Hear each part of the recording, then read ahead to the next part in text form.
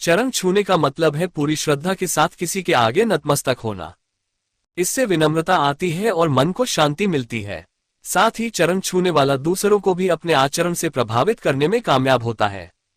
जब हम किसी आदरणीय व्यक्ति के चरण छूते हैं तो आशीर्वाद के तौर पर उनका हाथ हमारे सिर के ऊपरी भाग को और हमारा हाथ उनके चरण को स्पर्श करता है। ऐसी मान्यता है कि इससे उस पूजनीय व्यक्ति की पॉजिटिव एनर्जी आशीर्वाद के रूप में हमारे शरीर में प्रवेश करती है। इससे हमारा आध्यात्मिक तथा मानसिक विकास होता है। शास्त्रों में कहा गया है कि हर रोज बड़ों के अभिवादन से आयु, विद्या, यश और बल में बढ़ोतरी होती है।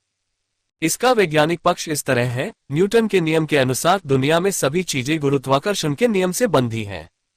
साथ ही गुरुत्व भार सदैव आकर्षित करने वाले की तरफ जाता है। हमारे शरीर पर भी यह नियम लागू होता है। सिर को उत्तरी ध्रुव और पैरों को दक्षिणी ध्रुव माना गया है। इसका मतलब ये हुआ कि गुरुत्व ऊर्जा या चुंबकीय ऊर्जा हमेशा उत्तरी ध्रुव से प्रवेश कर दक्षिणी ध्रुव की ओर प्रवाहित होकर अपना चक्र पूरा करती है। यानी शरीर में उत्तरी ध्रुव सिर से सकारात्मक ऊर्जा प्रवेश कर दक्षिणी ध्रुव पैरों की ओर प्रवाहित होती है। दक्षिणी ध्रुव पर यह ऊर्जा असीमित मात्रा में स्थिर हो जाती है। पैरों की ओर ऊर्जा का केंद्र बन जाता है।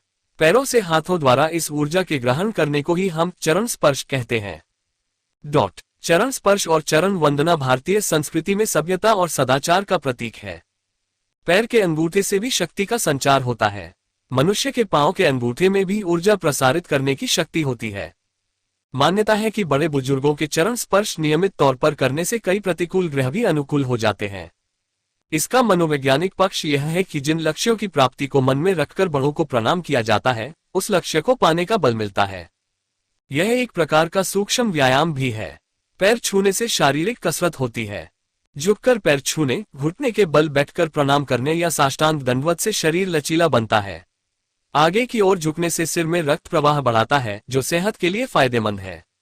प्रणाम करने का एक फायदा यह है कि इससे हमारा अहंकार कम होता है। इन्हीं कारणों से बड़ों को प्रणाम करने की परंपरा को नियम और संस्कार का रूप दे दिया गया है।